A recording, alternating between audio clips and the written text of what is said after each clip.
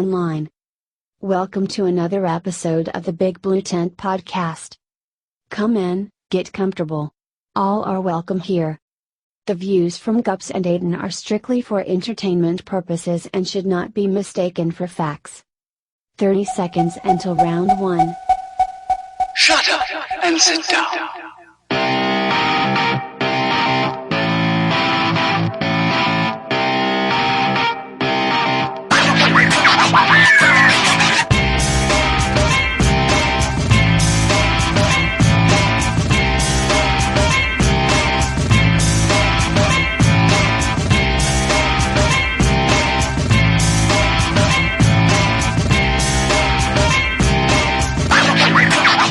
Yeah, here we go. Welcome to the show. Big Blue Tent podcast, episode number 6. It's Wednesday, the 7th of June, 2017, and you're listening to Matt Guppy and Aidan Burke of the Big Blue Tent. Hi, Aidan. Hi, Matt. How you doing? Yeah, I'm good. I'm good, mate. How are you doing? Yeah, it's okay. It's a bit rainy now, and I don't like rain. You can't race toy cars really well in the rain. No, they don't go very well in the rain. I found that out on the weekend. No. So that's not good, but in some ways I'm sitting there going, I'm glad it's raining now than raining on Saturday. Yeah. Hopefully out of the way for the weekend. But before we go any further, there's a few people we need to say thank you to. All of the Big Blue Tent sponsors. We've got number 5RC, Mike Parker, up in the north. Yeah. Mike Parker. Robot, Love Mike Parker. Paul Seddon. Thank you, Seddon, for not being very available recently, but for all of the work you've done before this last week, it's been fantastic. Yeah. Up until Thursday, he was great. Yeah. RC Octane, of course, down in the southwest. John Finch, CML Distribution, and Nuclear RC. You've got Alan Painter in the southwest doing the glues and acetones down there. So thanks to all of them. So we have got somebody coming on the show tonight. Ben Jameson's coming on for a chat with us for a little bit. We're not too sure when he's going to be available, so I'm here. Could, you're there! There you are! Amazing. Bloody I thought hell! I would listen for a little bit and then I would show my face. Oh, well, I don't know what the hell Look we've at been that. fucking saying about him. That was sly, man. I could have said That was anything then. I could have gone for another 10 minutes before you even know it, but I thought I would raise my voice. Do you know what? I heard a little bleep in my ear, and I thought, oh god, what's Aidan done now? What has he done? He's gonna be on mute or something. How are you, mate? You okay? I am absolutely spot on. Good. I'm in a rush though. I'm always in a rush. That's fine. What are you doing? What are you rushing about doing, man? What am I doing? All sorts. I take on too much stuff. That's my problem. Right. So I guess. Have you got wiring jobs to do for the National? Do you know what? I haven't. Haven't I've you? got all sorts of other stuff to do. Right. Are you car building? So I guess Big car racing building. remote control cars is one of my hobbies, Right. and then I'm currently in the middle of building a rally car. Yeah. So that's taking a lot of time up, and then I also have a girlfriend, which takes up a lot of time as well, as much time as I can give her, really. Marry you? Exactly. Get it done. Yeah. Get it done. That would help, wouldn't it? They don't want to spend any time with you. Well, yeah. Yeah, the Chevette. Yeah. So how is the Chevette? How's it going? Do you know what? It's come on really well. It's been a little bit stale, like the end of last year, which I guess it's in keeping with what I've just said about being busy. We have a couple of customer cars that we're on with for our. I guess that's one of our lines of business is building Chevette rally cars for people. Okay. Okay. How many why have you done? Chevette? Sorry, why Chevette? Why Chevettes? Because Dad always rallied them when he first started up, and found the way to build them as the works cars were built, and then I think it just evolved from that, really. Because my view of a Chevette, and I've seen pictures of your Chevette, it looked beautiful. My picture of every Chevette I saw was brown. Brown, yeah. They didn't have very nice colours. And one door was a slightly different brown from all the other ones. Do you know, That's probably about right. That was a very popular car in Liverpool, but we've seen pictures of your bright white Chevette. It looks great. Yeah, well, it's coming along. The electrician's actually been here today, wiring it all up. It's probably not a good advert for my next level RC wiring, is it? Right. Getting someone else to do it, but he knows how to do all the other bits. So he got that finished today. Yeah, if he needs any help, you can just ask me. I'm great with those kind of things. Perfect. Yeah, I am an expert, well known for. I don't even do my own soldering. In fact, you know that I don't even do my own soldering. So we'll get straight into toy cars. Yes. How's your KC? How's my KC? My KC has been very good. Both my cars have been very good. I'm really happy with them, actually. The K2 what's the biggest difference from the last one? From the last one, I would say the biggest difference from the last one, I'm not going to tell you a single change. Okay. I'm going to tell you that you get better value for money in the box. Right.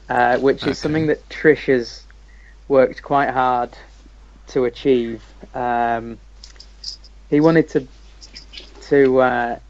make the KC a car that you could go and buy and you could build it, and the first thing you didn't have to do was go and buy caster blocks because they were wrong or something. Right. Yeah. Don't get me wrong, the team guys will run aluminium blocks on the cars and the upgrades that Schumacher sell. Do you need them on your car? Not really, but they're aluminium, they're shiny. If you've got nothing else for Christmas, you might as well get them. This is it. Shiny bits are always good. Yeah, everyone has socks each year, so you may as well have shiny bits. Yeah. So that would be what I would say, is that you get better value for money in the box. You've got 4 different motor positions. Whether having that many is a good thing or not. A torch. What did you run? Have you run the same motor position all the time? I have. When I first got the car, I was running it indoors at workshop on position 4. And then what's position 4? Is that forward or back? That's all the way back. Okay. Okay. And then when I went to I think it was like the Bradby Cup or something, the first meeting with it, I was still on position 4.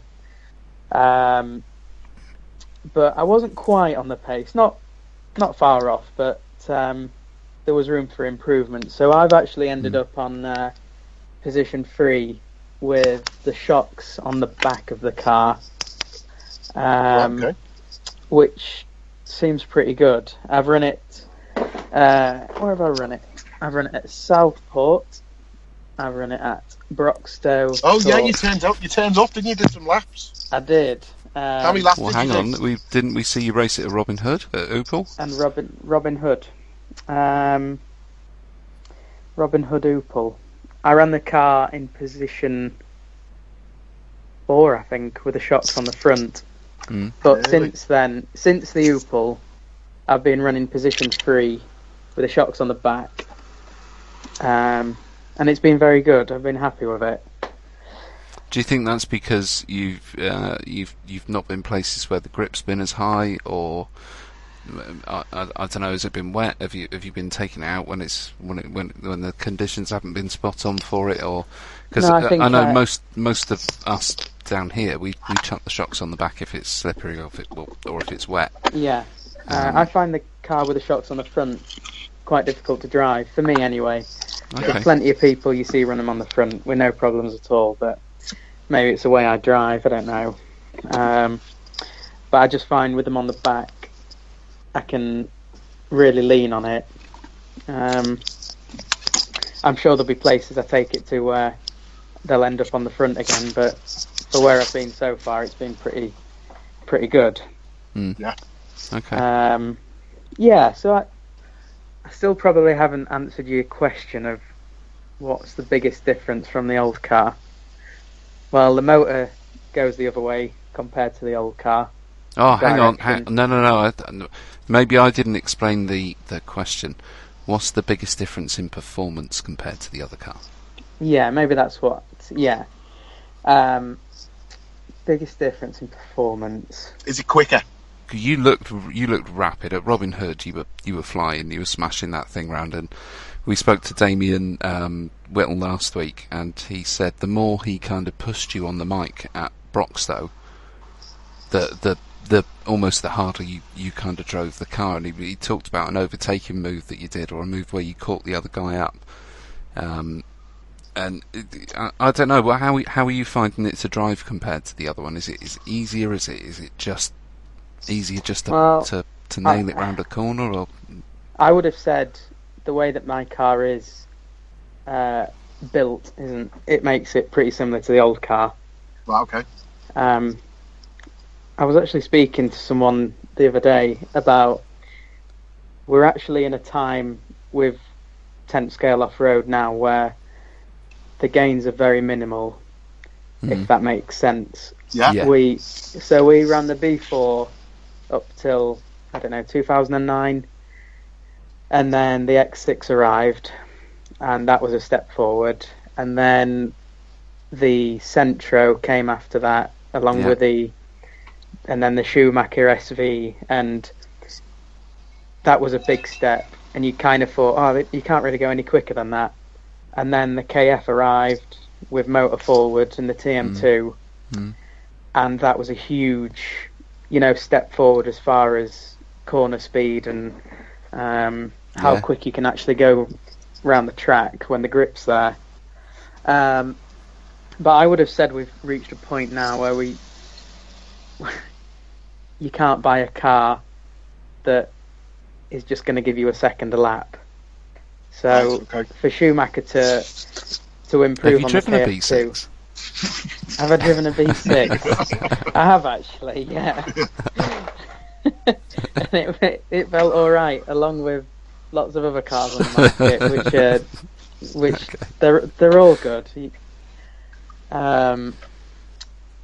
But I mean, for Schumacher to try and improve on the KF2, as far as how quick can it actually go around the track.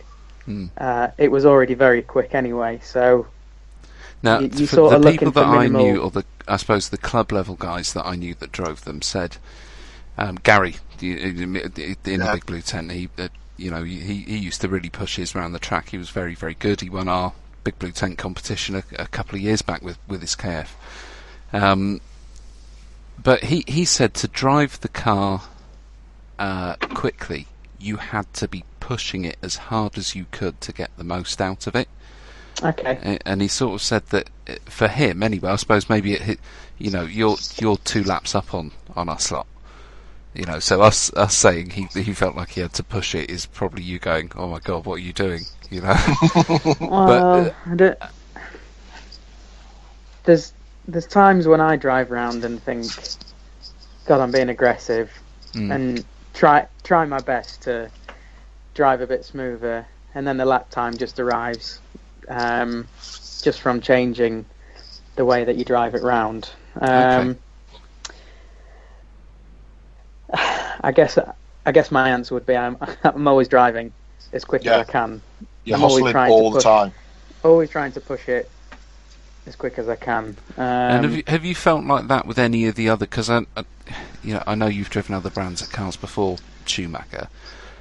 Have you felt like that with any of the other Schumachers or any of the other brands that you've had to you've been pushing them like that? Or well, when I left Associated, we were very much sad day for me that day. Say Associated, Sim. I know, cried myself to sleep. No, when I left CML, it was very much in a development kind of stage. There was me and Mick Craig who had built hybrid cars with a B44 back end, and a B5 front end, I think it was, and that was a big step forward for us. And I had a great season with that car, and it was something built at home. Do you know what I mean? We made the stuff by hand with I think like a B44 chassis to begin with, and then got someone to make an aluminium chassis. So I guess I drove that pretty hard or whatever. But what we had at the time wasn't that good. We were driving the B5, and it just wasn't quite up to scratch when the grip was there. Things were moving forward a lot quicker than Associated were. Yeah.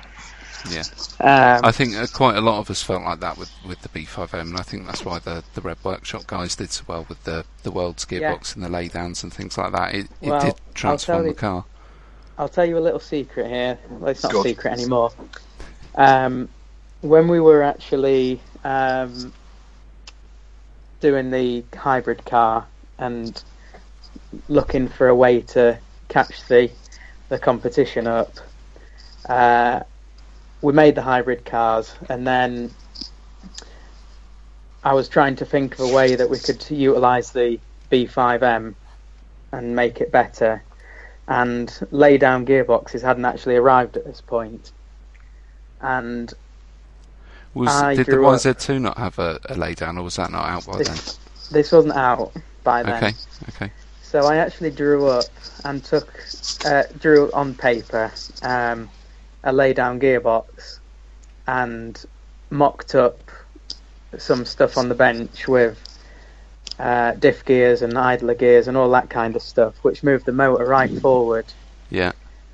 And I spoke with Red Workshop quite a lot at this point, because they was running Associated stuff, and I sent him all the pictures and the information on what I'd done, because he had access to a 3D printer.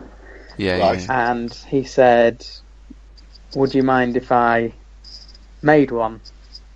So what you're saying, Ben? What you're saying, Ben, is you invented the lay down gearbox. I'm not going to say I invented the lay down. I am. I'm going to say Ben Jemison invented the lay down gearbox, and Red Workshop stole his idea. Yeah, so anyway, he said, can I use it? And the YZ2 hadn't actually come out at this point. And I remember talking to Lee Martin when we were all away hang on a minute. So Lee Martin and Red Workshop stole Ben Jameson's laydown. No. He did. No. Yeah, that's quite clear, Ben. It's quite clear. Yeah. So go on, Ben. Go on, sorry. Said, can I use that? And then, in between this time, I was speaking to Lee when we'd been on like a weekend away at some log cabins, and we're just talking about toy cars when we probably shouldn't have. We probably should have been talking about normal stuff. And I told him about this lay down gearbox idea, and he said, he kind of looked at me as if to say, I kind of know that's what's coming from Yokomo on our car. So that was that, and then I left CML at that a bit further on after that. But then Red made the lay down gearbox, and then it all kind of kicked off. It was, you know what, that first, I had one of his first 3 gears, the original sort of 3 gear laydown that he did before the shock forward one. And that was just such a different car to drive with that in it. Yeah. It really was. And it had the big idler gear like the current V6 gearbox has got now. It was such a similar design, but with the shocks on the back still. And then when he moved on and did that World's version, that was just animal to drive that car around. I wish I'd never sold it. I really do. Right.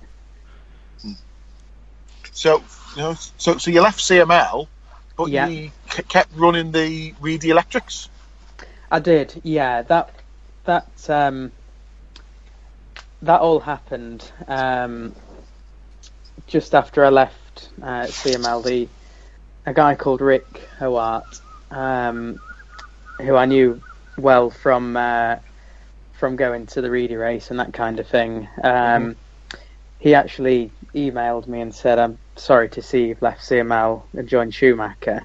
Mhm. Would you still be interested in running Reedy products direct from us?" And Right. you can't turn an offer down from No, like that. man, no, So, of course you can't. and it's good stuff. It is good stuff.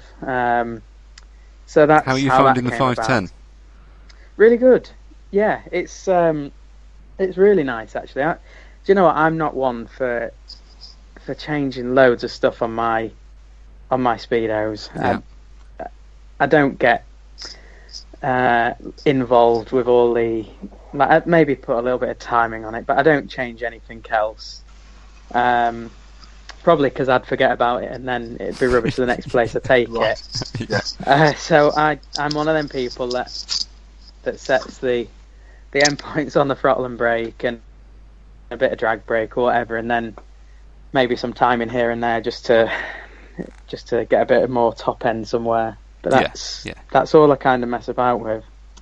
But no, they are good. They're smooth. The only thing I would say is the motors are probably, I'd have said maybe just half a wind slower than some others. I'd agree. I would agree. I kind of end I up always running felt a like quicker they were a bit soft. wind. Yeah, and it makes it really drivable. So what one have you got in? So at the moment I have a 7.0 in my two-wheel drive, Yeah, which same gets as me me. around. It gets me around most places, but I'm sure places like Southport, Yeah. I'll end up putting a 6.5 in just because it's got a quarter mile straight. Thank you very much. And It you is now the know business, though. you do now know how flat that thing is. It is so quick. When I went for a bit of running there, it just reminded me how flat and fast it actually is on that straight. Yeah. And like it's your first couple of incredible, laps, you get to the end of the straight and you kind of like, oh Jesus Christ, that's that bit of wall approaching rather quick. Yeah, that, praying that it'll turn in sort and not of go over the 8-inch fence. tall bit of metal at the end of the straight. Yeah. So but four-wheel drive, I'm on a 5.5, but Right. I was a bit under motored at Torch.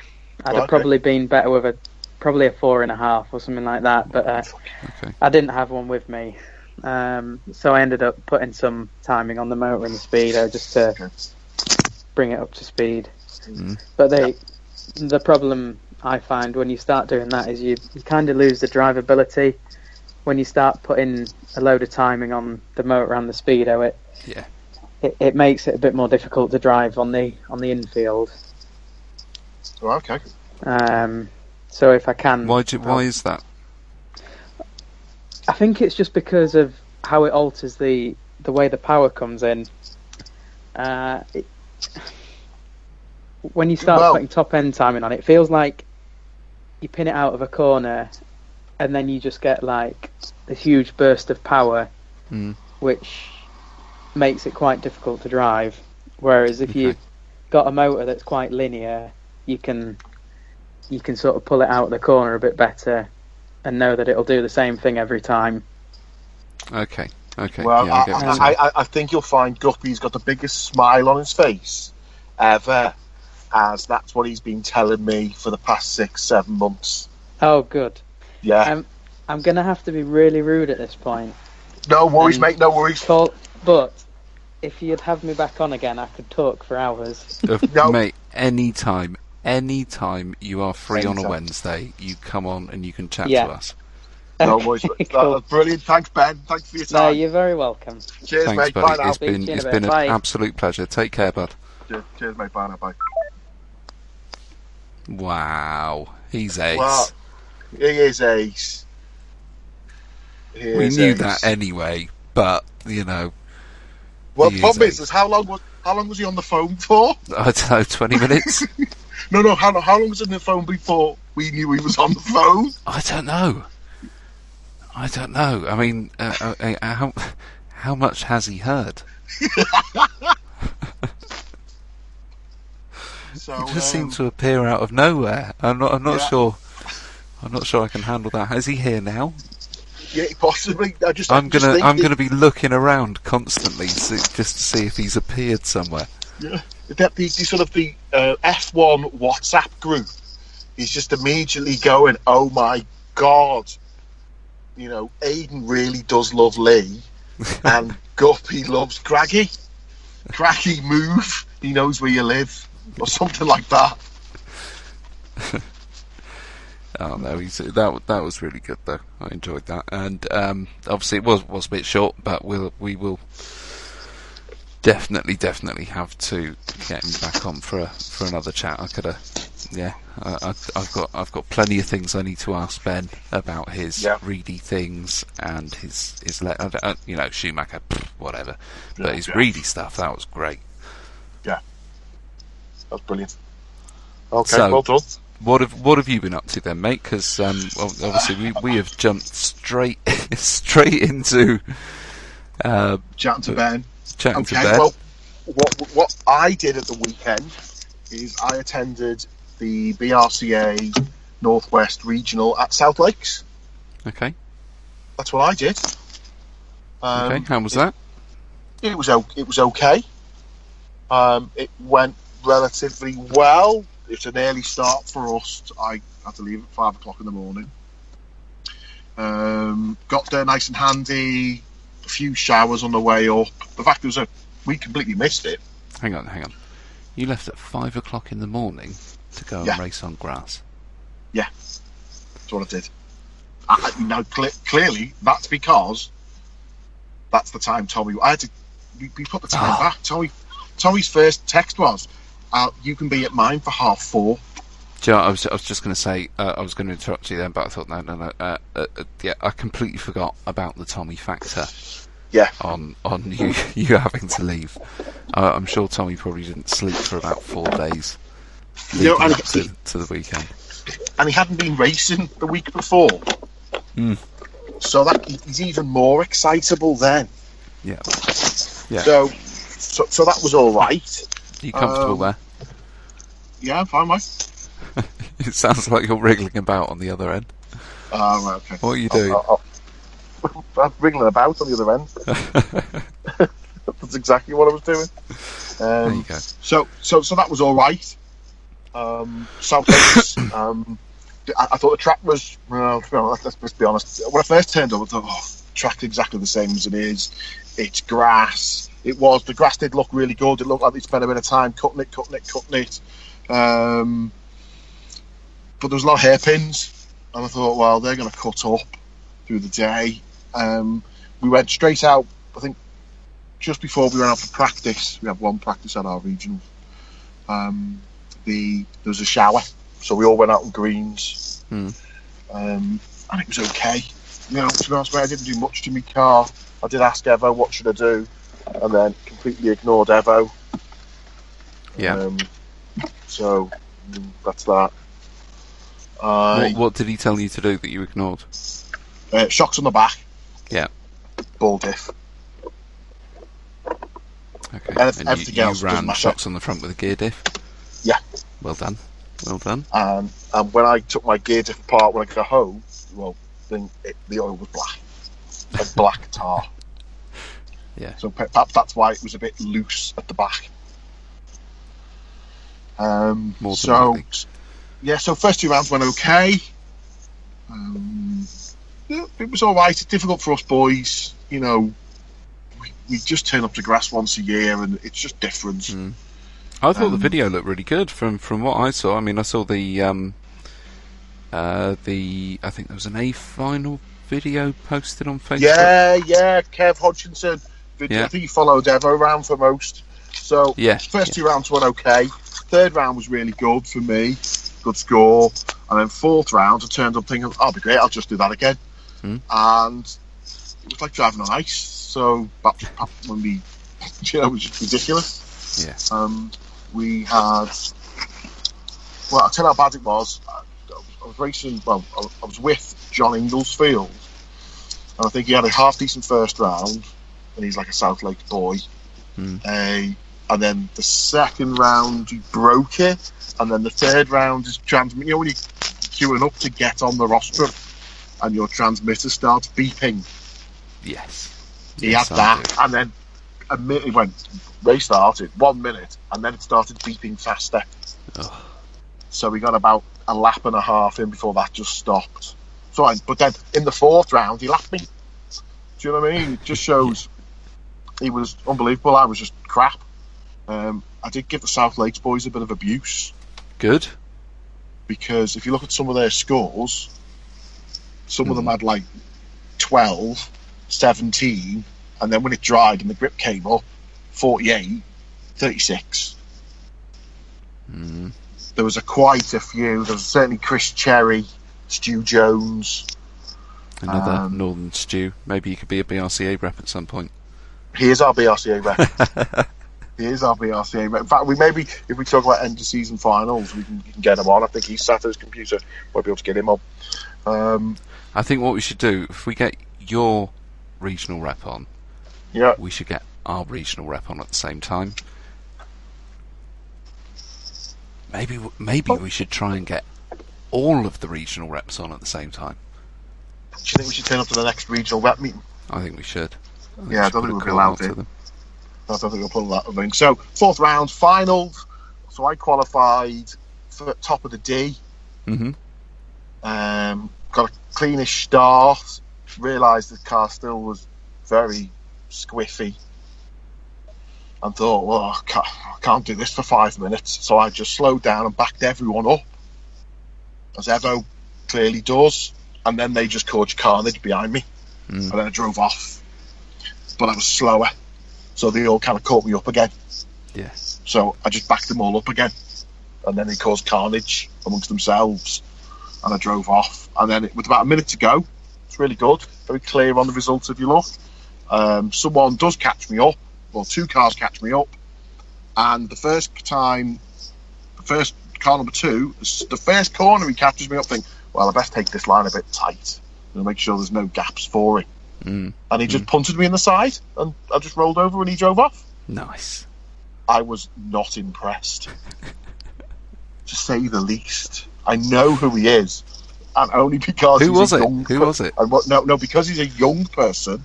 We shouldn't really mention him. You're picking on the children again. No, he picked on me. Oh, did he? Okay. Well, exactly. He took me out and didn't wait. Mm-hmm. So that was mine. And shows how that changes a race. Clearly, I then got into third. I caught second up. I just couldn't get past him. And look how I changed the race. Garner qualified in the C, 1 place above me. And he came third. And what happened was, in their race, every time someone tapped someone, they waited for them. And Garner just drove past. It happened about twice to him. Felix took Sean out. But Felix sat there and waited. The problem is, mate, is when you guys, and at the level you're at, are swimming around in that sort of mid to low heat level and finals, you've got to expect the driving not to be 100% all the time, and not everybody's going to be able to control their red mist, if you like, as well as the sort of A and B final guys can. Well, hang on, there was a ref. The ref, I don't know what the ref was looking at. Well, he can't be watching the whole track all the time, can he? He should be watching and especially number 1. If you've caused carnage behind him, he's going to be looking at the carnage to see that. He's going to think, oh, that guy's gone off. He's not going to be, watching your car all the time. I think you've got to give the guy a break. He's done you a favour there turning up for the day. Well, Eddie does have the hardest job in our region.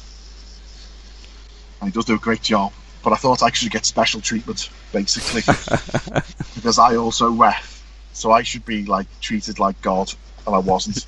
And it was a bit like I think I told the story a couple of weeks ago where I told the little kid, I'm recording all these races, watch what you say, and he was perfect. And then I spun out and swore in front of him. So I expect special treatment. But it was a good day. The track held up brilliantly. The weather got better.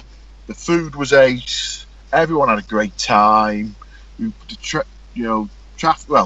slept on the way home. To be honest, Tommy just chauffeured me home. It was really good, really, really good.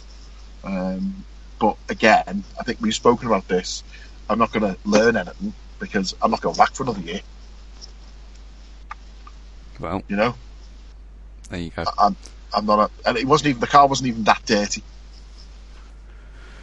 No, I don't think it's something that you do. Is it? Is sort of I don't know. I suppose if you're racing on grass a lot, then you're gonna have a setup for it if you're used to that sort of track. But I think for me, I've certainly not got anything. I know roughly what works, but I'm not overly confident that I could say this definitely works on grass because it's so random on the day. It's from one round to another. It can be a completely different track. So I think you just got to judge it with grass when you get there. Use your base sort of setup and go from there. Yeah, sometimes you have to feel like you have to drive the track a bit more because to us there were lots of holes in this track. It was quite good. The grass was definitely better than it has been. But certain bits, the grass was ripped up, and so you're thinking, actually, I might not turn right there. I might go a bit wider and drive on where there's actually grass. Yeah. Yeah. So you Southport lot then actually had some time driving off road for once. Yeah, it was. It was definitely different for us Southport people. We were sitting there going, and we moan about joins. Yeah. And I will say that all the South Lakes people who beat me probably still beat me at Southport. Yeah. They've certainly got a few decent drivers, and they do. And I moan about getting up at 5 o'clock, but every time they turn up to Southport, I'm assuming they get up at 7 o'clock to drive 2 hours to come to Southport to race. So. But then, regionals do start early anyway, don't they, for some reason? Just numbers, mate. Yeah, see, maybe you should take a leaf out of the Southwest book and have a bit of a later start and run it over 2 days. No, I don't think so. Well, do you know, I thought the same thing until the weekend at the Tiverton Regional. And Right. I did actually think it worked really well, just having the two-wheel drive going. I didn't do the four-wheel drive because I haven't got one yet. But I thought on the two-wheel drive day to have it dedicated to it with nothing else going on, I thought made it a slightly more relaxed day, considering the random rain and... Oh yeah, you really got it at Tivy, didn't you? Yeah, it was beautiful when we turned up. The sun, the sun was out, track was drying. We'd had a bit of rain on Saturday, but it was starting to dry and look good, and there was grip coming up. And I had a few people say over the course of running at Tiverton, the grip's not there, and the track's really sandy, and this and that. I was really impressed with the track. I haven't driven Tiverton's track for quite a while, and Right. It seems like they've put a fair amount of effort in there to make it, because it was getting to a point where it was a bit holey. There was work that needed doing, and they knew that as well as everybody else did. But honestly, that's got to be one of the best, most sturdy rostrums I've ever stood on. It does look like an epic construction, that. It's awesome. Really, really My is. God. They've done a wicked job. The jump's quite hard to judge. It's a bit kind of sort of square, if you know what I mean. It's a good jump, works well. I just found it, maybe it was just me going into it. I found it a little bit hard to get the kind of. I always felt like you almost had to take it like a separate piece of the track for where it was. You kind of came off of a sort of grassy patch. You ran over a bit of concrete onto some grass, round a sort of semi-hairpin corner, and then a short bit of run, maybe 3-4 feet of grass, and then you're straight into the face of the jump. Right. And when the rain came and the grip just vanished from the grass, to get that run up was really difficult. So to make the jump and to make it quick enough, you had to run your car with the ability to have a bit of punch in it. Yeah. But at the same time, because it was wet and there was no grip, or the grip was... I say there was no grip. The grip was coming and going with the sort of showers. It was so warm that bits of the track were drying out really quickly, almost as quickly as the rain was falling at some points. But then, oh my God, it just hit us. The heavens just opened, and I did the live video on Facebook of me stood under the umbrella, and it was absolutely pouring. There were puddles on the track. But the guys, a few people chipped in. I stood and watched. A few people sweep the water off the track. Yeah. Gav Knight was there with a brush, sweeping the puddles off the end of the straight, and they cracked on and ran the finals. And it was great. It was a really good day. I had a good laugh with Mark and Rob in the tent. Yeah, really, really good. I really enjoyed the day, even though my results were shocking. You know what I'm like driving in the wet. Just fall to pieces. Like when I go indoors, I don't know what it is. I just fall to pieces. Give me a dry Astro track, and I'll try and take it to anybody. But oh my God, throw a bit of slipperiness in there, and I am shot to pieces. Then that's me just backing off and trying not to spin out. So did you? God, I knew I should have bought a 4-wheel drive. Yeah, it's good, and it's good during when it is wet. Did you make any changes? What changes did you do? Oh, masses. I think that was one of the biggest problems I had. Yeah, I did it before I got there. Knew it was going to be wet. So I put the shocks on the back. I put some more weight in it. I moved a bit of weight backward. You know, I just softened up the shocks and the springs and put the ball diff in there. God, yeah, it was just too much all at once. And when I put the car down on the track, it didn't feel like my car anymore. Right. It felt like I had a new car to drive for the day, and I don't know. I just it wasn't the same as it was the week before. I should have stuck with it as it was and made the changes on the day. That's what I should have done. Maybe put the ball diff in it, but left the shocks and everything as they were, and just seen how it went. There were a few people running the shocks on the front, and they were doing absolutely fine. I think I just kind of tried to do a bit of a preemptive strike on it and ended up going a bit too far. Right, okay. But great day nonetheless. Mark Hancock took the 2-wheel drive on the day with his B6, and he was from the buzzer. He was gone. Was he? Yeah. Just gone. Yeah, completely. Did he have a ball diff in?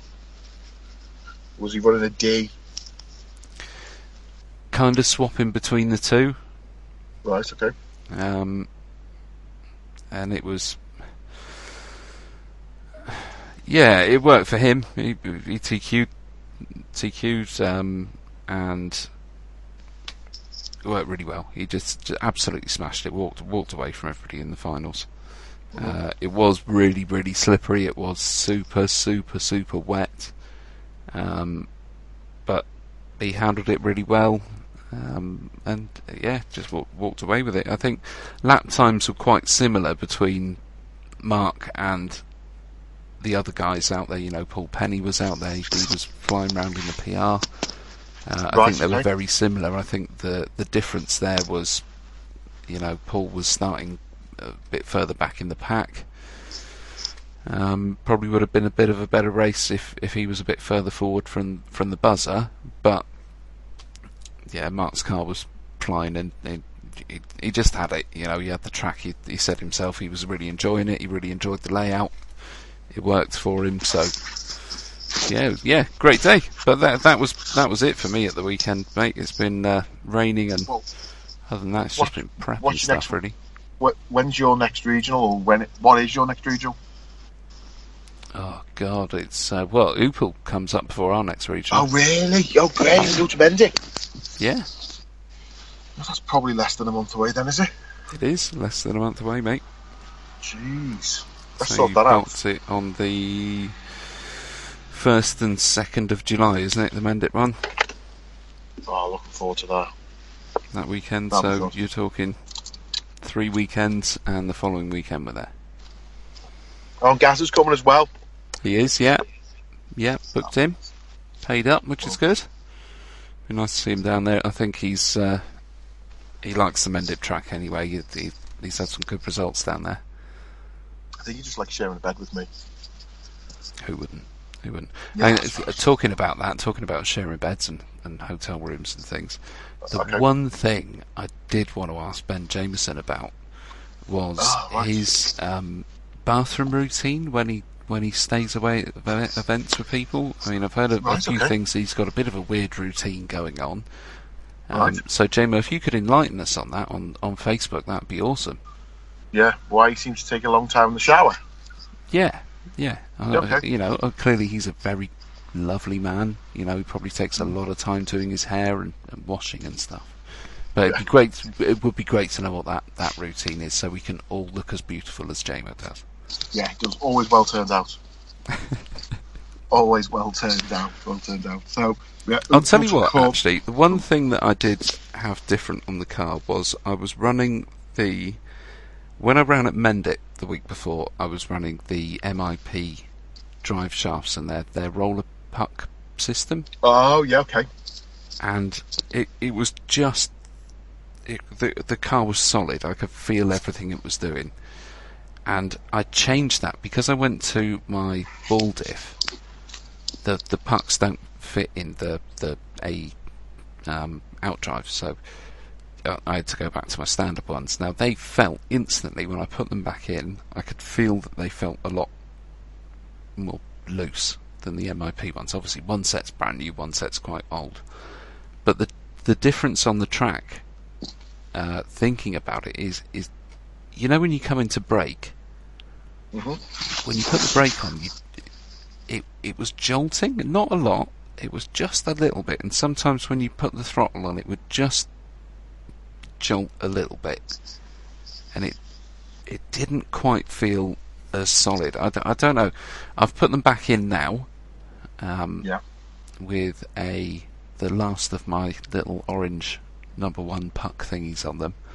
So I'm going to see how they go at the weekend, depending on where we end up going. I'm not sure if we're going down to Torch or up to Kiddie or over to Tiverton again. I think it's all going to depend on where's got the best weather.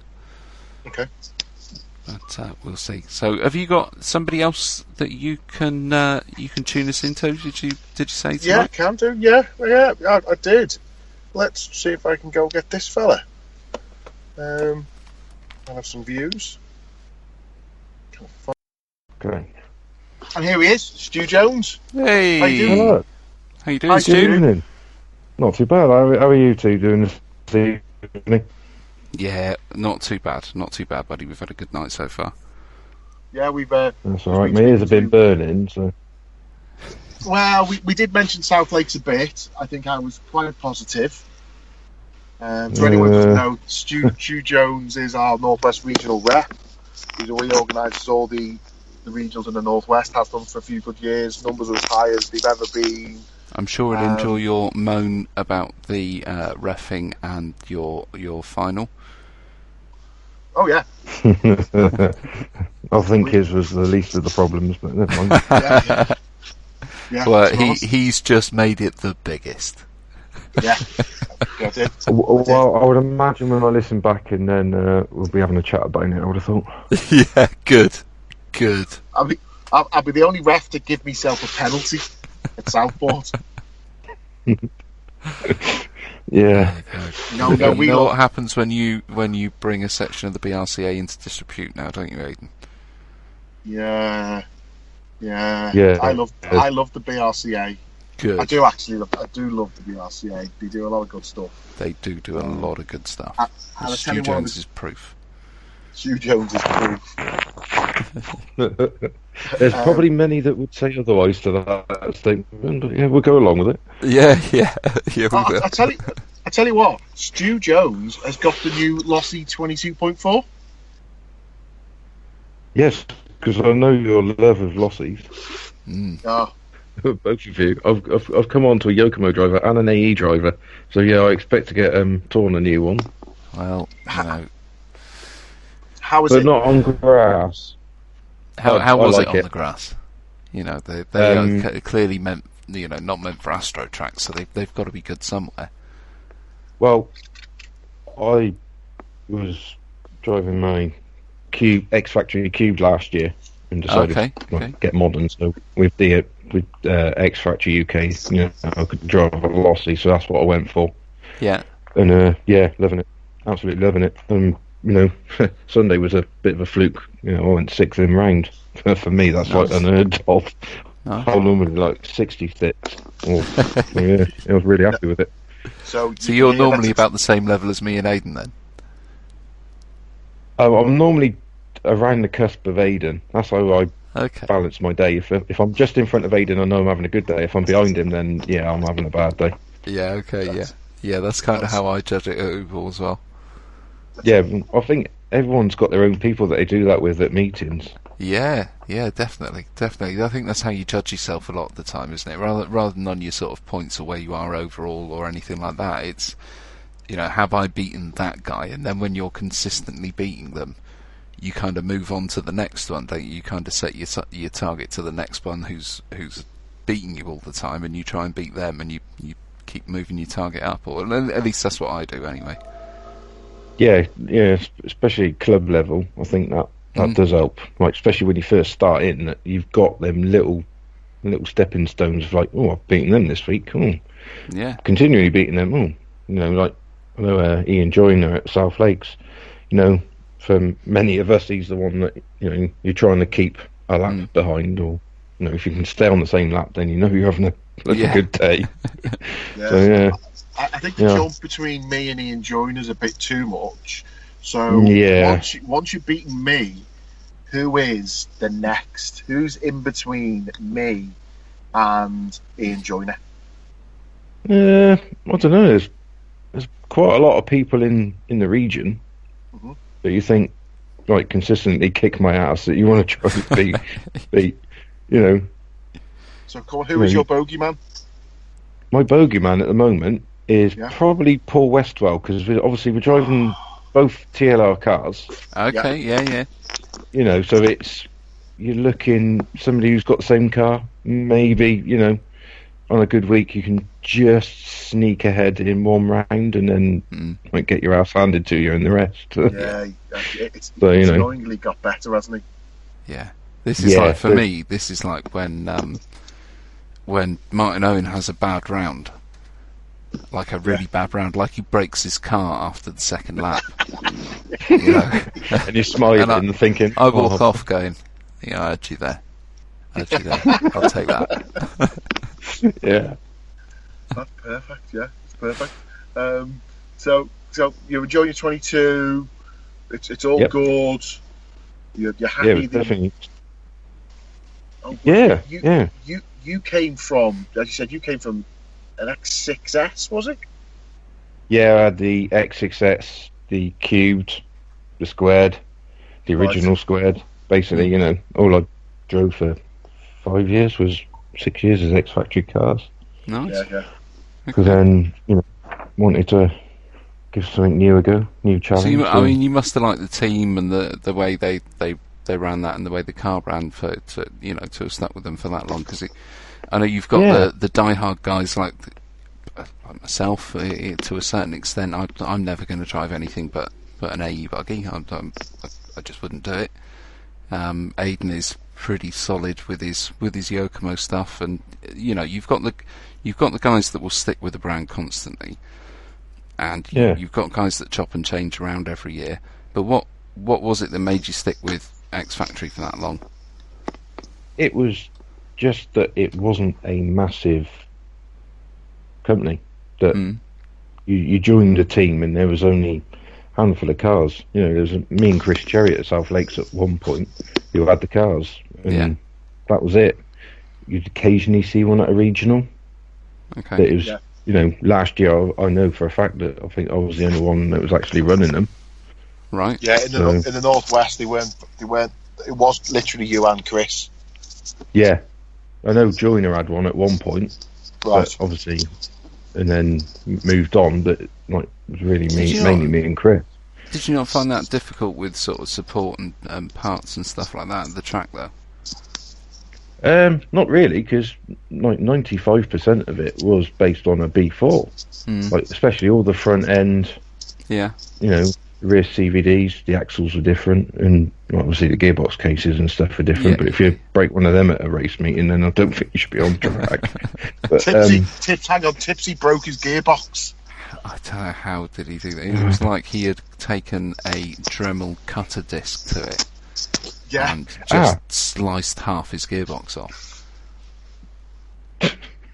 he didn't have a Marshall stand on it by any chance, did he, Aidan? Did I stand on his car? No, he stood on mine. Oh, right, okay. Yeah, but it's your car, Oh, well, that didn't come up earlier. didn't it? No, it's funny No. that. Hang on, it was some time ago. Oh yeah, it was a few years ago. Yeah, Yeah, see? it was on a warm up. It was on a warm up lap for a heat. Yay. Perfect. I remember it well. Yeah, you do. I've stood on so many cars, I've kind of forgotten it. Oh, Yeah. So, yeah, that's probably the worst time to break your car, isn't it? From Marshall Yeah. stand on it. Oh, God.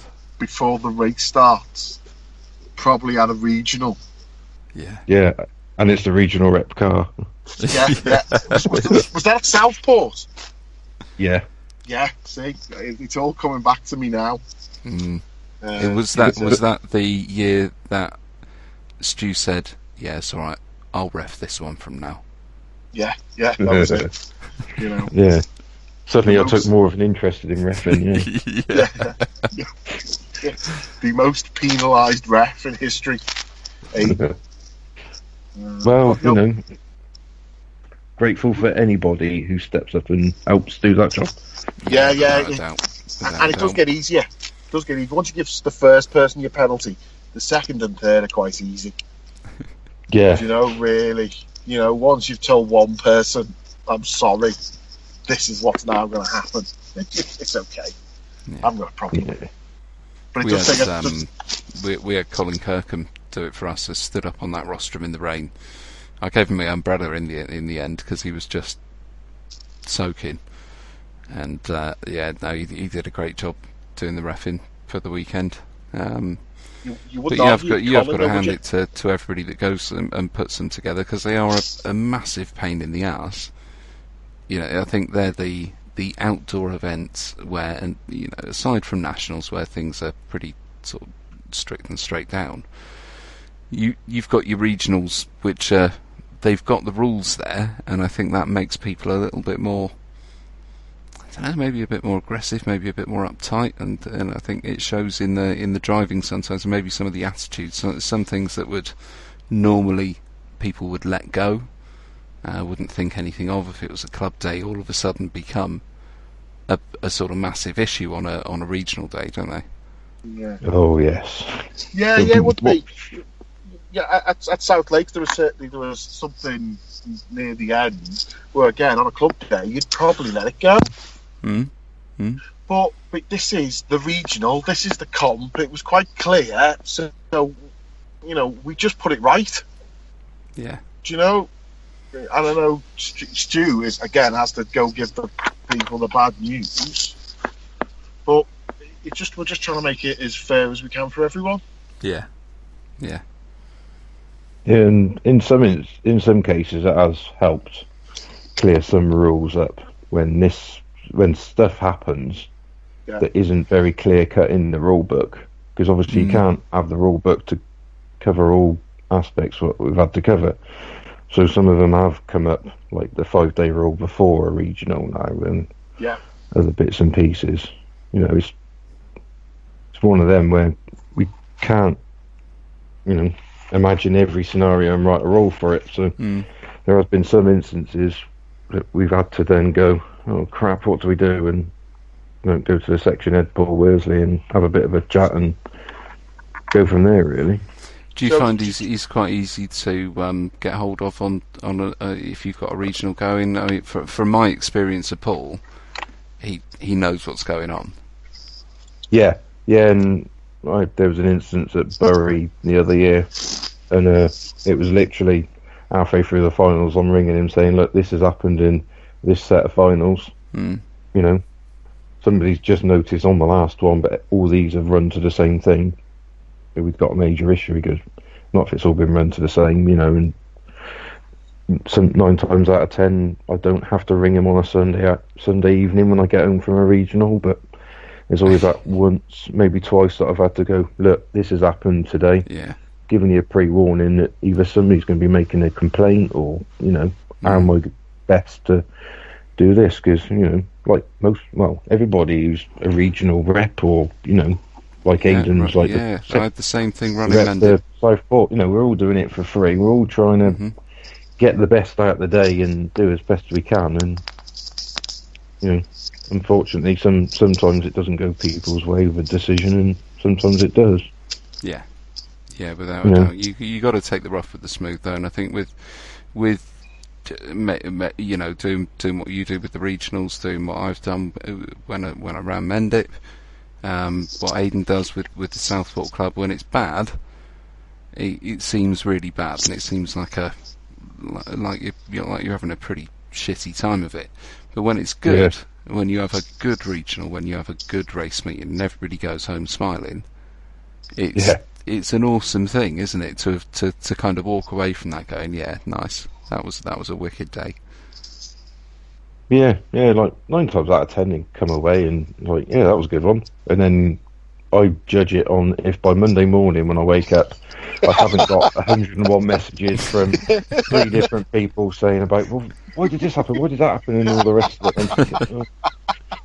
And, you know, I like take Sunday for instance. I got home at 7 o'clock.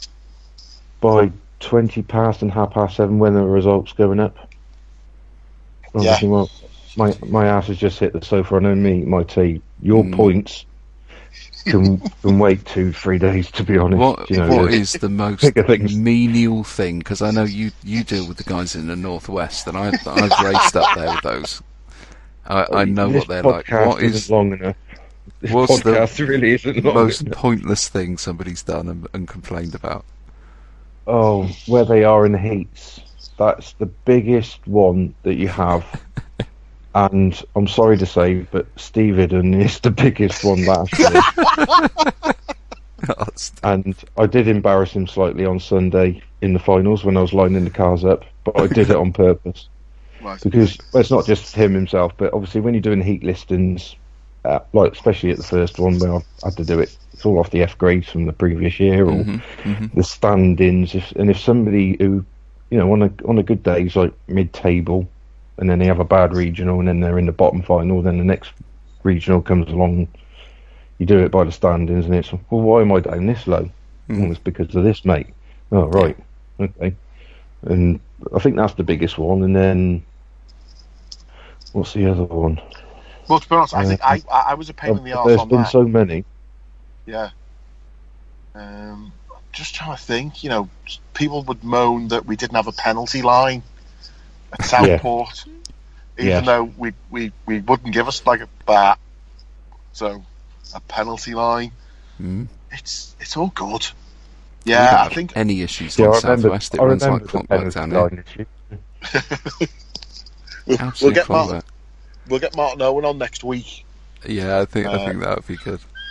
And then he can talk about his things. Well, one of the things we wanted to get you on and chat about as well, Stu, because I've been chatting to you, is that the entry forms have come out for I'm going to call them the end of season finals. Yeah. You got the juniors and veterans. Yeah, where's and that? And then you got that is at Broxtowe. Right, okay. And that's on the 12th. You'll be in that, won't you, Aiden? Of August. No, I'm not. I am a vet. I did go last year at Bury, but no, I don't think I'm going to that because I'm going to the other one, which is at Kidderminster, and that's now your Formula Championships. Oh, is that what it's called now? Yeah, Formula Championships. Obviously, you got the F2, the Formula F2 Championship, and then the Formula F3 and 4, F3, 4 and 5 Championship. Right. So they're all run on the same day. 2-wheel drive on the Saturday and four-wheel drive on the Sunday, like normal sort of national routine.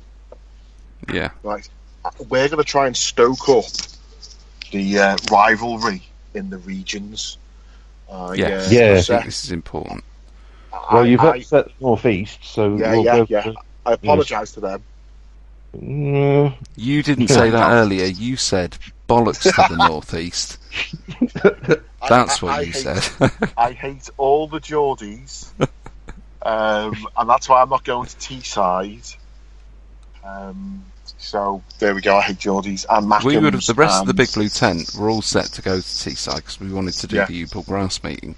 But Aidan was so set against going that we pulled out of it. This is the only one we didn't do at the Upel series this year. Yeah, because of my hatred of the North East and their ways. And grass. And grass. Yeah, I'm clearly not a big fan of grass. So yeah, that's okay. So we're looking forward to. We're going to. Well, I've got Rawcliffe's entry form for the. I'm still going to call it the F2s, 3s, 4s, 5s. Yeah, they were that for so long that that's how people know it at the moment. It's easier to type on a message. So I know I'm going. Gups, you're going to get your entry in, aren't you? Tommy wants to go. Borley, Tipsy can. I haven't heard from Garner. So it would be good to get a bit of rivalry going between us, the North East, definitely the South West. It's a bit far for them to travel. I mean, for us, it's. I'm not sure whether it's going to be a case of whether there's going to be rivalry there or not. I don't. Any of us, any Southwest guys that do turn up, we're ready. We're not going to stand down to anyone. So you bring it for the ones of us that are there. The difficulty with us, we are probably one of the smaller regions as far as race numbers go. So it's getting the numbers there to be able to compete in every formula. 2, 3, 4, and 5 is probably going to be a bit difficult. So. Actually, I was talking to Stuart before, and we think you only need one in every class. Yeah, basically, it's just one in every class. So you only need 4. So what do you need? Explain this. Explain how this works. So that people this is read from the rulebook. Each region is allowed to enter a team of their top drivers in each licence grade: F2, 3, 4, and 5 in both two-wheel drive and four-wheel drive, as defined by the regional championship results. So, obviously, last year, I don't think we had that many F3s enter. Right. From memory, but we had a lot of F4 and 5 drivers. So, I think that's what got us back. Okay, so how many need to be on the team? What's the deal with the teams? Well, each region's allocated like X amount of drivers for each region that are able to enter. Okay. So, obviously, however many regions there is, it could potentially say off the bat there's 8 people that can go from each region. But if one region can't supply their allocated amount of drivers, then other regions can fill them gaps to try and fill the meeting. Yeah, okay. So obviously, you can have a bit. How does it work on the scoring? Basically, it's the top F2 driver, top F3 driver, top F4, and top F5 driver that obviously score the best, just score the points. Okay, so if you were just doing two-wheel drive, because for us, not many of us in the tent drive four-wheel drives. I don't mean the guys on the Facebook pages. I mean the guys that actually, I think there's 6-7 of us that will pit together. We are all solidly two-wheel drive guys. None of us have got four-wheel drives in that tent. I don't think, other than Mark. When Mark turns up and he's with us, he's got the B64. But would it be the case that if you couldn't do enough people on the four-wheel drive, the two-wheel drive is the separate one, or does it all add up together over the weekend for this regional thing? I've got a feeling they both add up somewhere along the line, but don't quote me on that. Okay. Okay. I'm Right. just having a look at the rules that are in front of me now, but it doesn't. I'm just looking We'll in have to the. get Paul Worsley on. We Yeah, will. at some point, I think. Yeah, at some point, I think the Stu, area that you give him a bet. message. See if he's got Skype. Yeah, yeah. Maybe not now, but yeah, I will do. Yeah, I'll have a chat with him. I'm sure that there's something more specific that you get asked to go into, or he's been in the sport for that long that I'm pretty sure he'll set you straight and answer any questions that you two can come up with. Yeah, of course. I'm sure he Yeah, can. yeah. Got a lot of time Yeah. for him. Anyone that Yeah. Eric likes is a nice person. Well, I think anyone who's willing to give that amount of their time, like I think most people who are involved in just a day-to-day running of a club, your basic chairman and secretaries and all that, anyone who's willing to give it their time for other people and get nothing, none of us are paid for it. No. I'm fortunate that our region is set up, like for myself and anybody who takes over after me. No Like, one. You're not going anywhere. like the levy and that sort of stuff we set up. So when you go to the meetings in Birmingham, you fuel for you get a meal and even hotel now, because the last trip I had was a nightmare. Coming back from Birmingham at 11 o'clock at night, heading back towards Barrow and not getting into bed till 3 o'clock.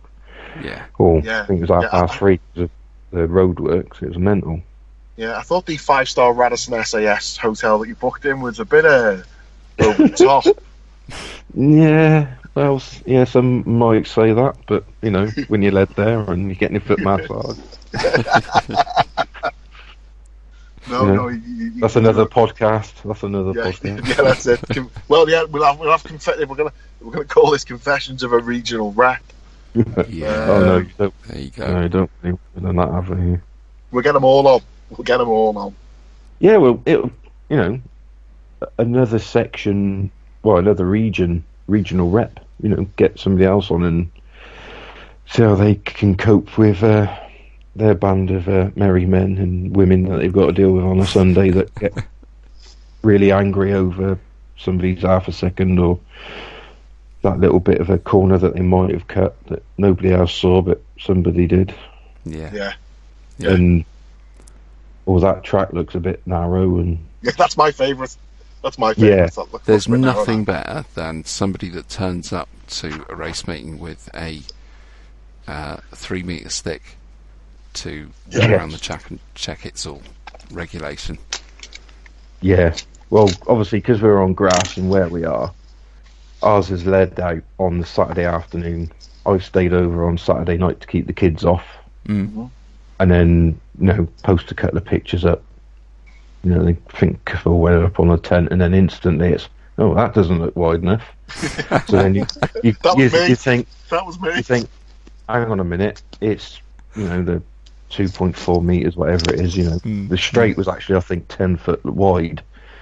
From top to bottom, it was nearly 10 foot wide. And it's like, oh, that doesn't look wide enough. I think, oh, for God's sakes. Yeah. So you then go and take a picture from another angle, and oh yeah, that does look better. Yeah. Yeah. And then, that first corner looks tight. Oh. Yeah. I spoke to Andy Beaumont, the guy who runs Northwest Nitro, which is our. Yeah, I don't know if Guppy knows that we're running on a 1/8 track, and I've been there. And I said, you do realise you are going to deal with 100 of the biggest prima donnas you have ever heard of. Yeah. 1/10 Northwest region. Jeez. Doesn't take much to put our noses out and us to have a vote. Yeah, well... You love a vote. We love a race vote. We haven't had a good race vote in ages. No. We have one on? Yeah, Stoke, we had 2. That was perfect. Yeah. And we ignored both of them. Yeah. There we go. Yeah. And people, my answer was always the same, because the vote is always the same thing. Do we go home now or do we stay later? And I always say the same thing. I always go, well, I'd like to go home now, but Tommy's driving and he ain't going anywhere. No. So, when we've had a really wet day, I think South Lakes about 3 years ago, it just rained all day. It was like a typhoon on the way up. Yeah. And everyone's going, "Should we going home?" I'm going, "Tommy's there. Tommy, going home?" "No, I'm fine. Well, I'm not going anywhere." Yeah. But sometimes when they get to be long days, we've had 14 heats, haven't we? Yeah. Yeah. The busiest period Is that 2 and 4 though? Yeah. Yeah. Yeah, because we run them both on the same day, just through time.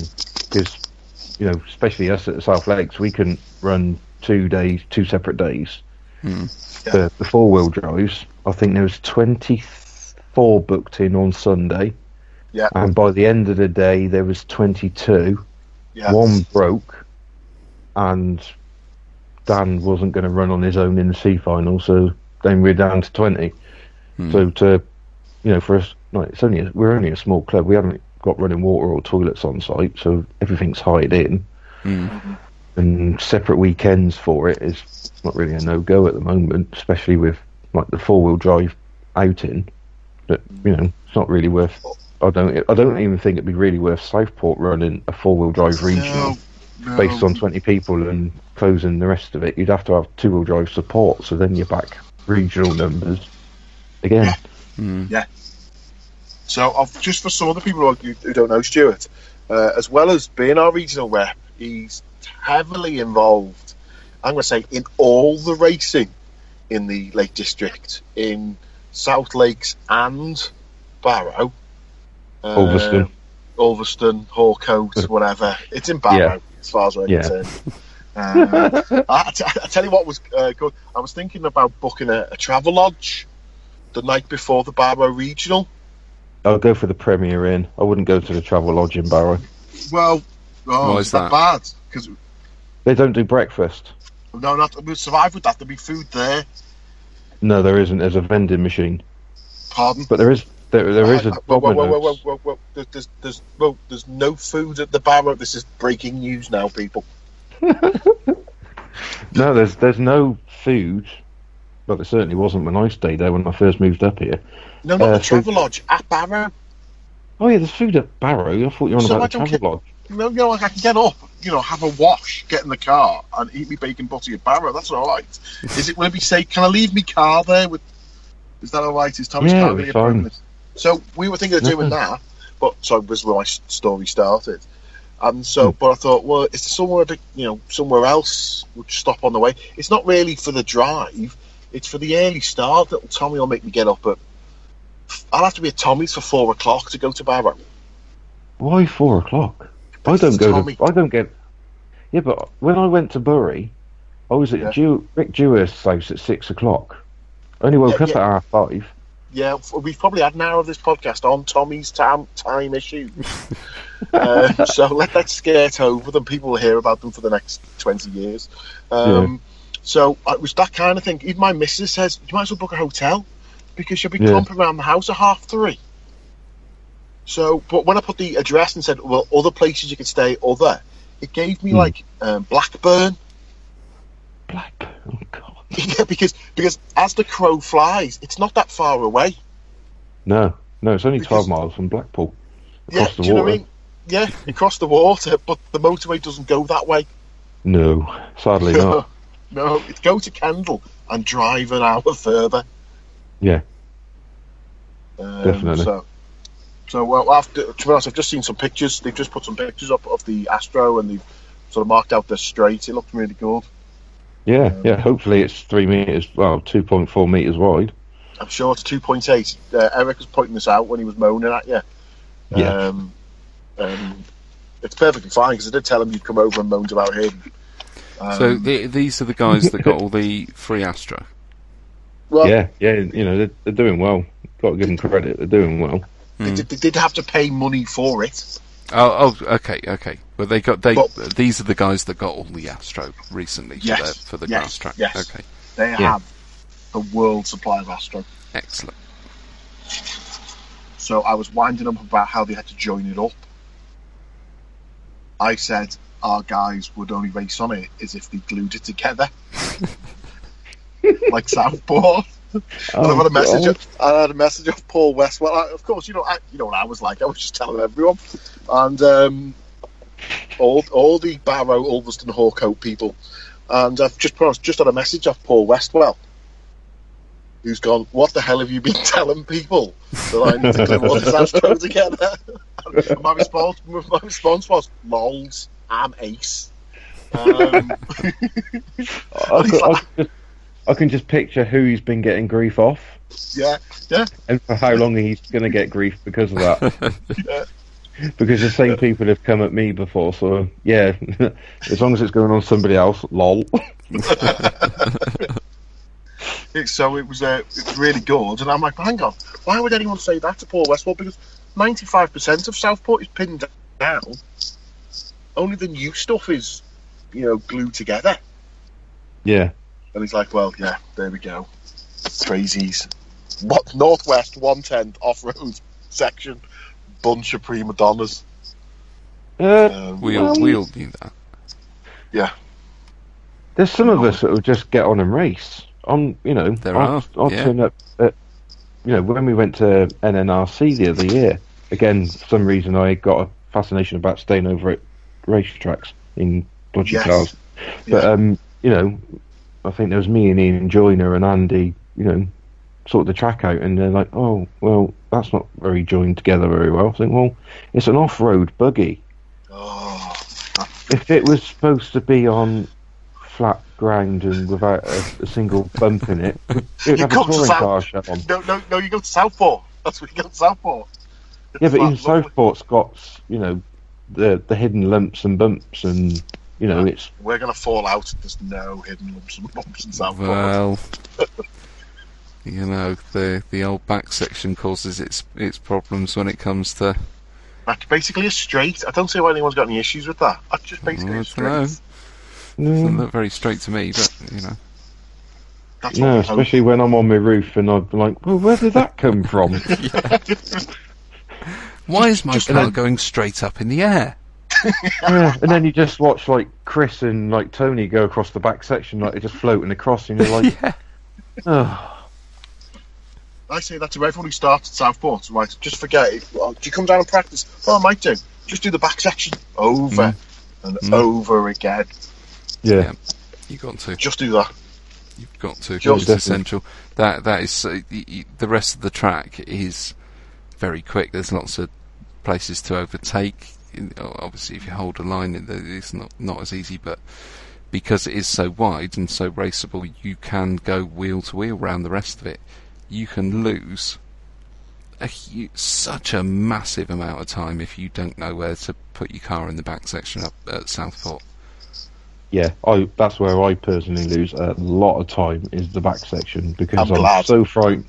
Well, I'm so frightened of putting it on its roof that I'd rather go through slow and just stay on my wheels, and then, that's where me and you differ. That's where me and you differ, see, Stu. When I do Southport's back section, I go, about there, go.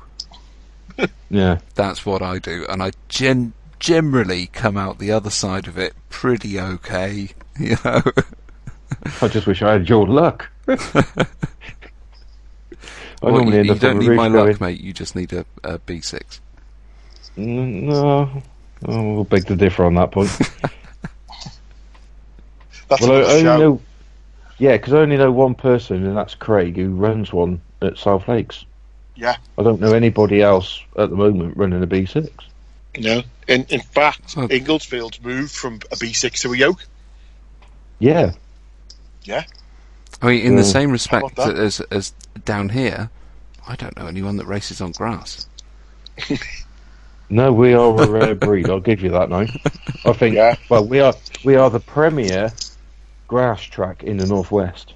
Yeah, in the northwest. You are now, because Barrow's got Astro. Yeah, they're all Astro. Yeah. Yeah, I think we were only saying last week, or maybe the week before, that as much as me and Aidan aren't fans of the grass track, I think we both agree it's important that there are some still to race on. I don't think they should all disappear. No, I don't think they should all disappear. But the problem is like what we've got where we are now. We've got like kid issues, and it's basically a youth club when we're not there. So they tried setting fire to the grass, the rostrum. Basically, if it looks like it's remotely combustible, they've tried having a go. This is Kendal. This is the middle of the Lake District. It's middle of the Lake District where everyone's like, oh yeah, Kendal's beautiful. But you Yeah. go down where our racetrack is by the tip. Well, I'm not really painting a glamorous picture. It's by the tip in the ski slope. Yeah. And I think we have Kendal's supply of litter basically down there every race meeting when we go down there. Mm-hmm. You know, so you know we are. You know, we're looking about. But the minute you mention remote control cars, and automatically people assume that they're 1/8 nitros. I don't know why. I've even been talking to people at work. Oh yeah, you know, you do remote control cars, yeah. Oh, I bet they're noisy, aren't they? Well, no, it's electric. Oh right, didn't know they did that. The batteries don't last very long in those, though. Oh yeah, you get all that, yeah. Yeah, I think by now, for me, anybody that knows me or that's been in contact with me at any point knows exactly what I race, who I race for, and where I race. The questions are few for me now, so... Yeah, you scared them all off. Yeah, I think so. Yeah. When I go to work on a Monday, people ask me how my toy car racing went. But I know it's not that way for everybody. You know, we mentioned Craig Mason, and he's one of he's set up a Craig Mason RC page. Yeah. It's been quite good. He gave us some weather updates for South Lakes. I think he's put his setup for grass on for a B6. But we have seen a few more of them, haven't we? It's people setting up a separate page, and I think the reason tends to be, well, it just keeps it separate from me. Yeah. Yeah, I've seen that. Yeah, but then again, that's the same reason that we set up the Big Blue Tent page anyway. It's a closed group, so if you want to post pictures of your toy car, you can post it there. And you know, like you say, it's not the same for everybody. We've got people down here. I don't care. You know, I love playing with toy cars. I don't care who knows it. That's who I am. But I know it's not like that for some people, and you don't always want your mates taking the piss or anything like that. So I think it's good to have those pages. Sometimes you don't just want to litter your private Facebook wall, I suppose, with your toy car stuff. Mm-hmm. No, because we do love taking pictures of our toy cars. Yeah, and I on that I did have a suggestion for your Facebook page. Oh, good. Oh, okay, go. In the description on the the BBT bit at the top. Yeah. You know, so when you click on the page, you see the photo or whatever you've decided to put out there that week. Yeah. In one corner, can you just put "Your wife will not see this page"? Okay. Yeah. Okay. Yeah, I think we can do that. There's some stuff I thought, I'll share that. Oh, hang on, I'm not quite sure if I'm going to put it on the right page, and if my missus sees it, I'm probably going to get in trouble.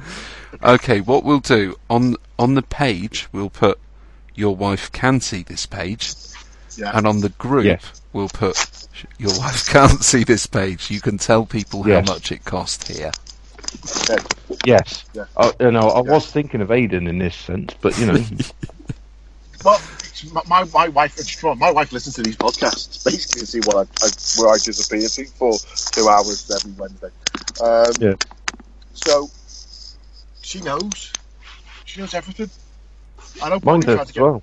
Yeah, so it's not a problem. So I understand that's one of the advantages of that, having a separate page. It's different from yourself. But sometimes you do. Every so often, I find I'm liking people's holiday snaps, and I'm going, I don't even know who that is.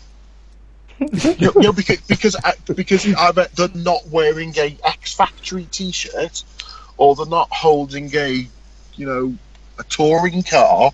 So I don't even know who they are.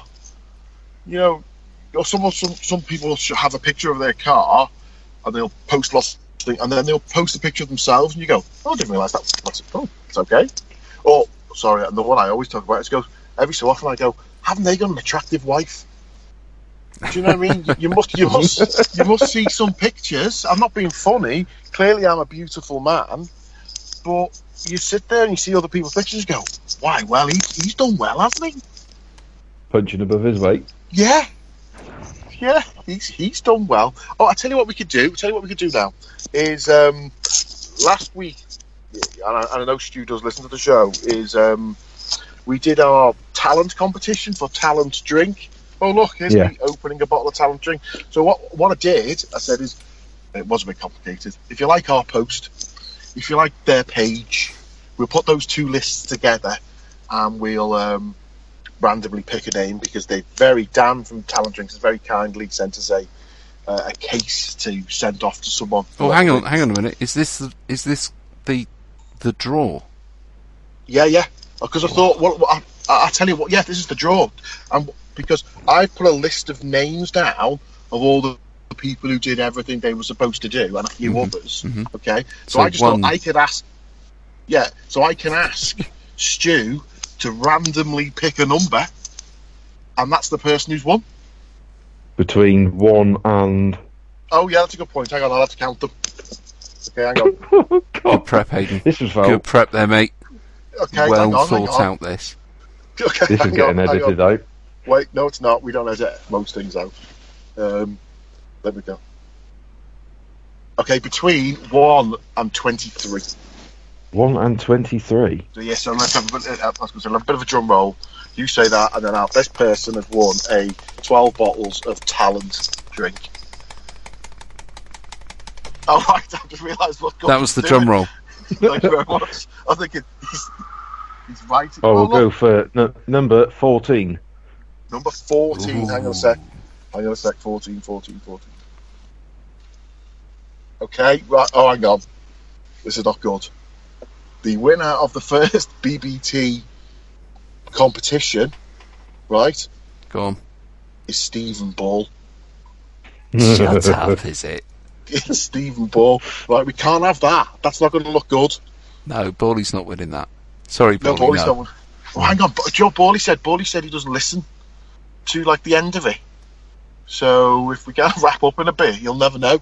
So pick another number between 1 and 20. And just in case anybody thinks this isn't fair, if you didn't read the rules of the competition that me and Aidan have got in our heads, then this is actually a legible thing that we can do if Bawley wins anything at any point. Bawley's Stephen Ball, big Blue Tent member. He sits with us. It just wouldn't be right. So go on, pick another number, Stu.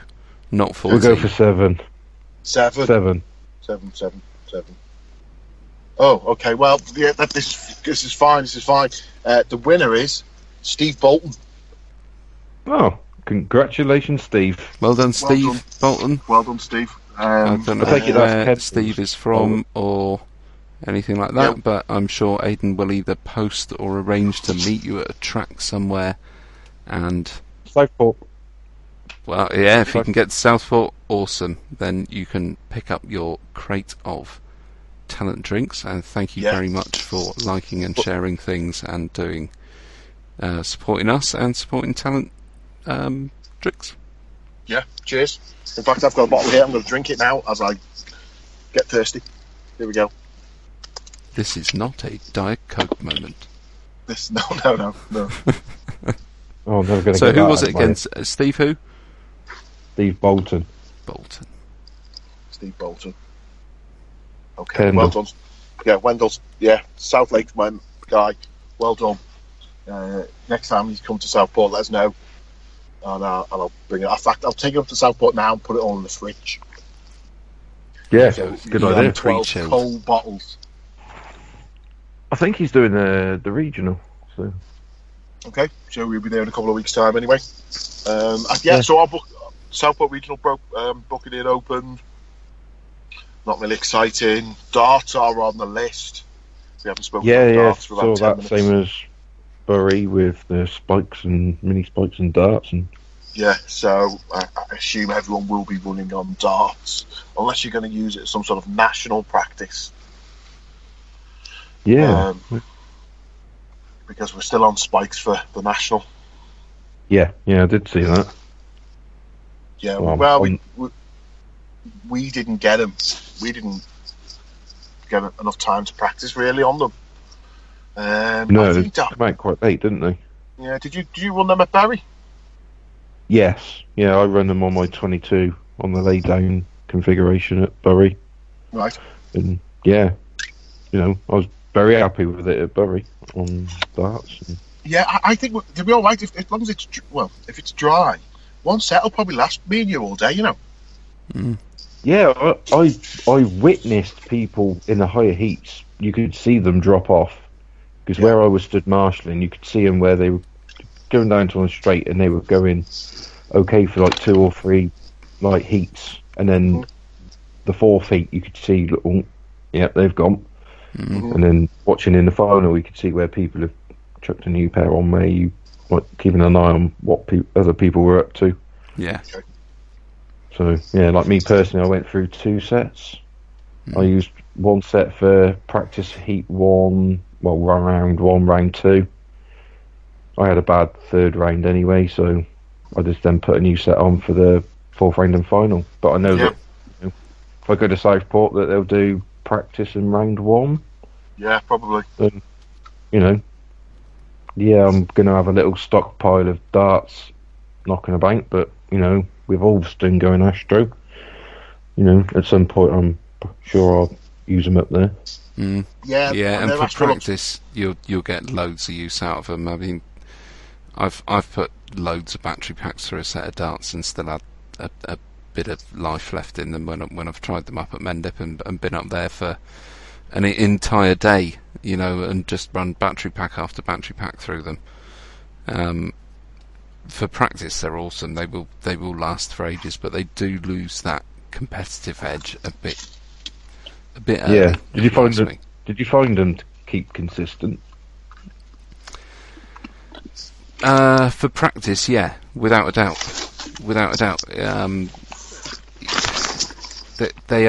They do last, and you do get a lot of life out of them for practice. But like I say, the consistency when you're racing with them is only there for, personally, I'd say 2.5 heats with the few laps that you do at the start. I mean, you could probably get that whole 3rd heat out of them if you cut your practice lap down to 1. Yeah. If you just went round, pulled up at the line, waited for everybody else to do their thing, you probably would get to the end of that 3rd heat with them being competitive. But I think after that, you're just losing time every run with them. But for practice, they kind of get to that point, and then just seem to stay there until there's nothing left on them. They only kind of drop off, I find, to a certain point. And then after that, you've just got a great solid tyre to practice with. Yeah. But that's my experience on Astro. I've not run them on anything else to be able to compare. But I only ran them at. I only ran them at Bury because I was basically starting with a brand new car with 12mm heck wheels. Yeah. So you were still on pins. Yeah, it's cost me a fortune. Yeah. Like even though I'm a team driver and I'm supporting J Concepts, I think I've stuck one of their kids through college lately with just for the sheer fact that like you say, I was on pin and bearings for that long, and even entertained 12mm hexes. But now I've got to. I'm like, I need to order them. Well, I do actually need to order more wheels before Southport. For darts to go on. Oh, mate, I've got loads of wheels. I like to try and keep them the same because I've seen that many losses. Well, I don't know if it's what people are doing, but I've seen people like lose wheels on front of their losses by not running, a decent front wheel, if you know what I mean. Well, if you're running the J Concepts, that's what half our lot use anyway on their yokes and their B6s. Is it? Yeah, it's the same. Yeah. No, is that the monos? Yeah, whatever you comes in a pack of 4. Yeah, you got the mono, the inverse, and you know more than me, mate. maybe we should get the J Concept guy on. Yeah, so Jason, if you're listening, come and tell us what the difference between your tyres are, because Aidan doesn't know. Wheels. Wheels. Oh yeah, wheels. Yeah. Don't talk about your tyres. I'm definitely not going to understand that. No. There's No. thousands of tiles. Okay. Right. Okay. Well, George, mate, it's been great, but I'm going to have to finish and sort this out. So, thanks very much for your time, Stu. Not a problem. It's been brilliant. We'll get you on again, maybe after the Southport region or something like that, to catch up. Oh, and thanks very much for stepping in. You know, it's one of those things when Ben first told us that he might not have as much time as he wanted. Stu stepped up, and of course we've done it specifically so he can't listen to the first half of the show. Right, slag South Lakes off and all his organisation. And you're still trying to book in for the end of season finals through me. I'm still and I booked my hotel rooms and everything. Like yeah. See, make him work for it. Yeah, that's it. Yeah. To be honest, I don't know any other Stews in the Northwest region. So you have to be our regional rep. Yeah, because we only got one badge. Yeah, the badge said Stew, so we can do that. So thanks very much for your time. So we'll let you go, and we'll catch up in a bit, mate. Is that okay? Yep. Not a Thanks, problem, Stu. guys. It's been really, really good, mate. Thanks for your time. Bye now, bye. All right, cheers then. Bye. Take care, buddy. Bye.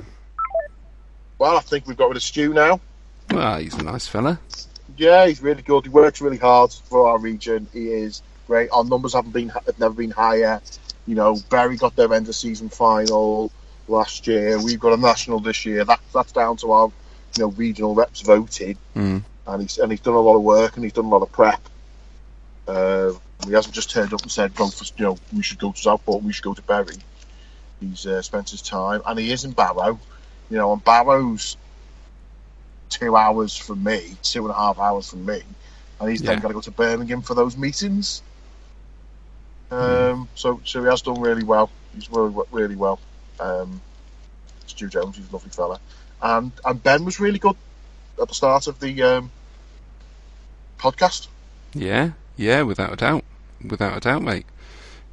Lovely to speak to both of them tonight, for sure. I've got to say a quick, whilst we're just finishing things off, a quick shout out to Joey Fisher from over in the States, who was the first one after the last show to give us a shout on Facebook. We've sent some stickers over to you, Joey. Scott Luther as well. You're over in the States too. We will get some stickers out to you this week. I'm not sure how long they're going to take to get over to you guys, but they will be on the way. So thanks very much for listening. Really appreciate everybody that's tuned in. It's been great. Awesome to know that this is heard all around the world, and we really, really can't thank you guys enough for all the listens and all the support and all the comments and feedback and everything that we've been getting. It's been great, and obviously Bobby and Jeff as well for their support on the shows that they do on Loop is Live. We were both on his live feed for the AMS track feed. Yeah, when he was building the track. Yeah, that was wicked with the camera set up in the front of the little digger thing that he had building those jumps. Yeah, that was really cool. Well, what a wicked job to have. Yeah. So is that then this weekend? Yeah. That's. I don't know if they're. I know the track's finished now. They did the track walk video the other day, yesterday or today at some point. I haven't got round to watching the track walk yet, but those jumps looked awesome. I think they said they were going live on Facebook on Friday night. From the AMS. That would be pretty cool. I don't know how that works out for times for us. That's probably like 4:00 in the morning. I've got no idea. We'll have to give them a shout. But if it's Friday night, we can set our alarm clocks and just wake up at 4:00 in the morning. Yeah, I'm not sure how my lady friend is going to take that, but I think Friday's probably a good day for me. Just go to look. And what I'd also like to thank is for the people who've shared the podcast. You know, yeah, that's I know such a big boost. It really is. If you guys can keep doing that, that would be brilliant. Thank you very much. It's if the shares that we get not straight away and all the way through, and people going back and listening to past episodes were really good. And we've got plenty of nonsense to talk, and other people who talk slightly less nonsense than us to get on the show. We've had a really good response, and if you're ever free, you know, we do this on a Wednesday night. You know, Stu sent me a message, said he was free, and you know, and Ben's time was cut short, and we just got Stu on for a bit. So I thought that was really good. So thanks very much, mate. Well, hang on 2 seconds Oh, there, what? mate, because I'd just like to announce one other competition winner that we asked for last week. Was for the first person to come onto iTunes and give us a review. Yeah. Would get a bottle of Jet Set Robot Super Bearing Oil. Okay. And Delivery date to be discussed. TBC. Yeah. But that person is the one and only John Howe of RC Images, who has given us a lovely 5-star review on iTunes. So thank you, John. Oh. Not only a fantastic guy at the track for taking pictures, top quality pics from John at RC Images, but he loves the show, so thank you very much, buddy. Really, Thanks really very much, appreciate John. it. You're a superstar. Right, you're obviously gagging to get home, so I'm going to let you go, Thanks, mate. and we can catch up with everybody next week. Cheers, mate. Thanks for your time. Thanks No for worries, listening. mate. Bye now. Take care, Bye, mate. bye, bye. Bye.